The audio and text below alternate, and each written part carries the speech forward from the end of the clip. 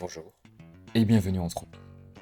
Aujourd'hui, je vais vous présenter l'association, ses activités, ainsi que l'exposition que nous avons organisée à la plateforme à Grenoble du 15 mai au 29 juin dernier, intitulée Construire pour se reconstruire. Cette exposition marquait les 16 ans d'existence de l'association. Anthropie accompagne des personnes à l'autoproduction d'objets en bois, avec la particularité de diffuser leur documentation en open source. Cela signifie que chaque objet ou mobilier est documenté sous forme de notices de fabrication, afin que d'autres puissent les reproduire. Ces notices sont diffusées gratuitement sur notre site internet, permettant à chacun d'accéder à notre savoir-faire. De plus, nous éco-concevons nos objets à partir de matériaux biosourcés et de matériaux de réemploi. Enfin, nos actions s'adressent principalement à des publics précaires, tels que des personnes sans abri, migrants, seniors isolés et jeunes placés en foyer. En pratique, ce que l'on appelle l'inclusion par la menuiserie. Passons maintenant à l'exposition et aux différents projets que nous avons réalisés. Nous voici devant les posters qui présentent le projet Construire pour se construire, à l'origine du titre de cette exposition. Ce projet est né d'une rencontre fortuite avec Élise Martin, une travailleuse pair, ce qui veut dire qu'Élise a vécu une période d'errance et qu'elle est sortie et est devenue éducatrice grâce à son propre vécu. Elle accompagne aujourd'hui des personnes anciennement sans abri vers un relogement stable au sein du dispositif Totem. Ce dispositif s'inscrit dans la politique du logement d'abord, qui considère l'accès au logement comme un point de départ essentiel dans le processus de réinsertion sociale, plutôt qu'une finalité. Contrairement aux méthodes traditionnelles de relogement par étapes, cette approche place les personnes directement dans un logement stable, avant de traiter des problématiques comme l'addiction, l'emploi ou la gestion des dettes. Élise a rapidement perçu l'importance pour ces personnes de s'approprier leur logement. Beaucoup de personnes posaient juste un matelas par terre et ne défaisaient même pas leur carton. Elle avait du mal à investir leur nouvel espace, ce qui les menait parfois à retourner à la rue. Élise a donc vu un intérêt dans notre approche, personnaliser le logement pour s'en approprier afin d'en faire un vrai chez-soi. Cette démarche permet aussi de resocialiser les personnes, car elles vont participer à un projet, travailler avec des membres d'Anthropie, avoir des moments conviviaux où ils peuvent échanger et créer du lien. Je vais vous présenter maintenant les projets qu'on a pu accompagner. L'un des premiers projets que nous avons accompagnés est celui de Laetitia, qui a fabriqué un lit mezzanine avec notre aide. Malheureusement, en cours de route, Laetitia a perdu son logement suite à une usurpation d'identité qui lui a fait perdre ses aides. Elle a dû retourner à la rue pendant un an. Mais une fois qu'elle a retrouvé un logement, nous avons pu finaliser et installer le meuble chez elle.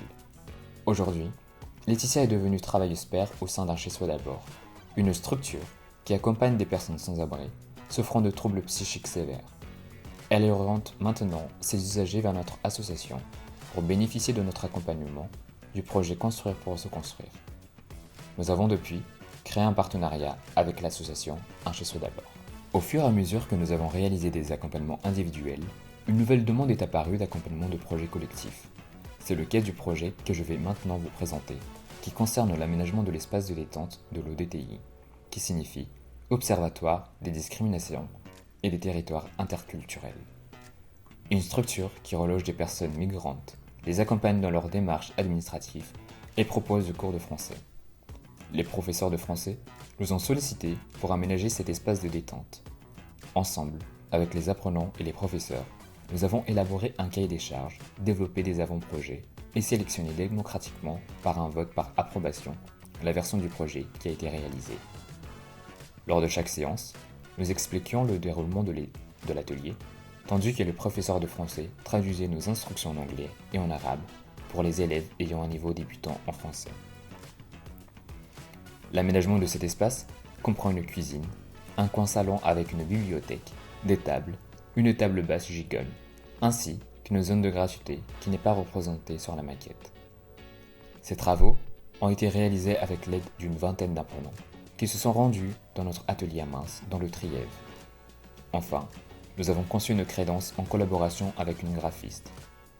L'objectif était non seulement esthétique, mais aussi pédagogique. Les contours des ustensiles de cuisine et des aliments y sont dessinés, avec leur nom en français, pour aider les apprenants à enrichir leur vocabulaire. L'expression bon appétit y est également inscrite en plusieurs langues. Je vais maintenant vous montrer un autre lot où sont exposées plusieurs maquettes. Parmi elles, Nous avons le projet réalisé avec le LAM, un lieu d'accueil médicalisé pour les personnes sans abri, nécessitant un suivi médical poussé. Au LAM, il y avait une cuisine mise à disposition des usagers, mais aucun espace pour ranger individuellement et en sécurité leur nourriture. Nous avons donc conçu et fabriqué un meuble de rangement en collaboration avec les usagers. Ce meuble est composé de plusieurs casiers, chacun pouvant être fermé par un cadenas, et sur chaque casier, un origami d'animal a été gravé par les usagers à l'aide d'une machine à commande numérique. Nous avons rencontré Halima par l'intermédiaire de notre partenaire France Horizon, qui reloge des personnes migrantes. Halima est originaire de la Syrie, qu'elle a fui avec toute sa famille lorsque le conflit a éclaté. Halima est sourde et muette, et les membres de sa famille, venant de plusieurs régions de la Syrie, parlent différentes langues. Pour faciliter les échanges au sein de sa famille, la langue des signes est devenue la langue commune. L'accompagnement d'Halima s'est donc effectué avec l'aide des membres de sa famille qui lui traduisaient nos instructions tout au long de la conception et de la fabrication de son projet. Halima habite avec toute sa famille dans un appartement meublé de l'association France Horizon. Cependant, elle n'a pas de table basse. Elle a donc désiré réaliser une table basse, offrant des rangements et décorée avec une rosace gravée à l'aide d'une défonceuse. Sur cette table, vous pouvez également voir d'autres maquettes, notamment celle de Carole à vélo, que nous avons réalisée en partenariat avec diverses associations. Par exemple, la Carole de l'amour, une carriole conçue pour l'association Images Solidaires, qui réalisait à l'époque un reportage sur l'amour. Les membres de l'association souhaitaient un objet atypique pour pouvoir transporter leur matériel vidéo, quelque chose qui attire naturellement l'attention des passants. Une autre carriole a été fabriquée pour la maison d'édition d'idées, une association qui édite des livres avec des enfants. Cette carriole fait office d'atelier mobile. Enfin, une troisième carriole a été conçue pour faire de la sérigraphie lors du festival Vivre l'Utopie que nous avons organisé sur le campus universitaire. Nous nous déplacions de faculté en faculté avec cette carriole, permettant aux participants de sérigraphier leur propre affiche du festival et de repartir avec. Nous avons ici deux projets avec des cahiers des charges assez atypiques. Le premier est le pupitre de lecture de Laurette. Laurette fait partie de l'association Solexine qui propose des ateliers artistiques, entre autres pour un public précaire et en difficulté psychologique. Elle souhaitait un pupitre qui puisse maintenir son livre ouvert devant elle, tout en laissant de l'espace pour que son chat puisse s'installer sur ses genoux sans être dérangé, lui permettant ainsi de le caresser tranquillement. Le second projet est le meuble de Camille. Il vit dans une pension de famille appelée Les Bons Enfants, qui accueille des personnes sans abri. Son studio est très petit, il fait environ 12 mètres carrés tout en longueur. Camille avait une idée très précise de ce qu'il voulait. Un meuble permettant de ranger à la fois ses sous-vêtements et ses CD, tout en offrant un espace convivial pour accueillir ses amis. Pour répondre à ses besoins, nous avons conçu une commode avec des éléments gigone, incluant une table et un pouf qui se range dans la commode.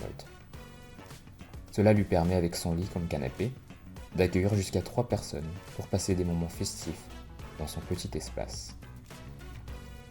Ces types de projets montrent comment nous arrivons à trouver des solutions à des cahiers des charges très atypiques. Passons maintenant au projet de Raon. Avec lui, nous avons réalisé l'un de nos plus longs projets individuels qui a duré environ 140 heures. Raon a passé près de 15 ans dans la rue, confronté à des problèmes d'addiction importants. Il a ensuite intégré une colocation appelée Grain de Sel, qui regroupe des personnes sans abri et les éducateurs. Grâce à ce soutien, Raon a pu résoudre certains de ses problèmes d'addiction et il a obtenu un appartement individuel grâce au service Totem.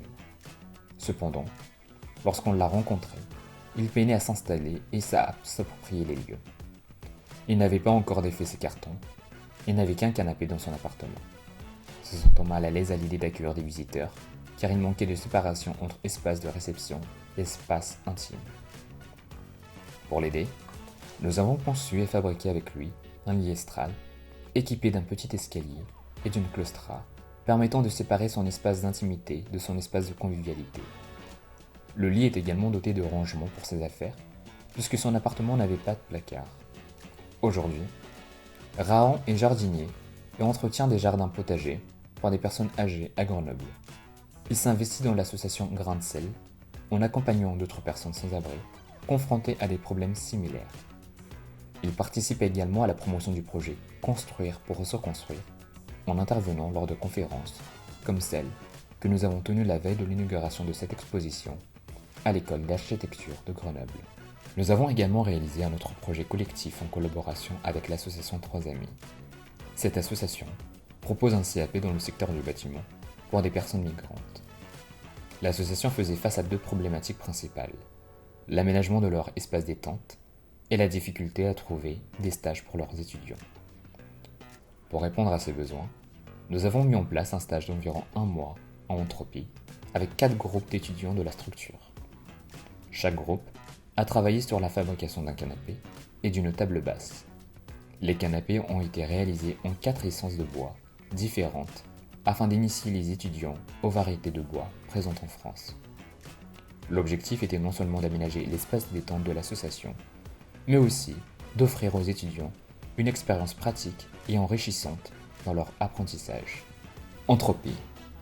C'est aussi des ateliers de bricolage écologique qui durent entre 2 et 4 heures, permettant aux participants de fabriquer divers objets à vocation écologique, tels que des fours solaires, des composteurs et des éoliennes.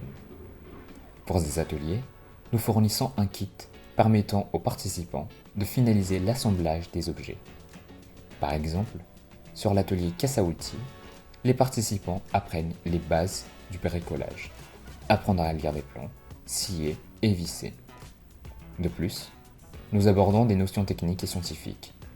Par exemple, dans l'atelier dédié aux éoliennes, nous expliquons comment transformer l'énergie du vent en électricité en fabriquant l'éolienne complète, y compris le générateur. Ces ateliers couvrent également des thèmes comme les énergies renouvelables et la transition énergétique. Nous avons également travaillé sur des projets de mobilier extérieur. Par exemple, nous avons créé des jardinières bancs pour la ville de Grenoble à l'occasion de la fête des Tuiles. Ces jardinières ont été conçues et fabriquées avec des citoyens. Pour la réalisation, un chantier participatif a été organisé à l'aide d'outils pédagogiques comme des patrons et des gabarits pour avoir une qualité de finition irréprochable tout en réduisant les coûts de fabrication. Un autre projet notable de l'association est la conception et la fabrication d'une tiny house. Ce projet, réalisé selon les techniques traditionnelles de menuiserie et de charpente, a été accompagné d'une documentation complète et d'un site internet dédié. Cette documentation permet à d'autres personnes de construire leur propre tiny house. Nous avons travaillé avec des professionnels, charpentiers, plombiers, électriciens, pour valider nos choix techniques. Nous avons notamment fait réaliser par un bureau d'études indépendant une étude structure de l'ossature bois de cette tiny house pour savoir où est-ce qu'elle peut être implantée. Tous les projets présents dans cette exposition ont fait l'objet d'une documentation diffusée gratuitement en open source sous forme de notices. Chaque notice est structurée de la manière suivante. Une introduction. Nous commençons par présenter le contexte dans lequel l'objet a été conçu, son cahier des charges, son historique si c'est un objet déjà existant. La conception. Cette section détaille le processus de conception, les choix techniques réalisés et propose des conseils pour ceux qui souhaiteraient adapter l'objet à leurs propres besoins. Elle se termine par les plans qui ont été réalisés sur un logiciel de conception assisté par ordinateur en vue de réaliser l'objet. La fabrication. Nous fournissons des instructions pas à pas pour fabriquer l'objet afin de guider les utilisateurs à travers chaque étape de la construction. Si nécessaire, nous documentons la réalisation de gabarits pour la réalisation d'usinage non conventionnel, les avantages, les inconvénients et optimisations. Enfin, nous abordons les points forts, les limites et les améliorations possibles.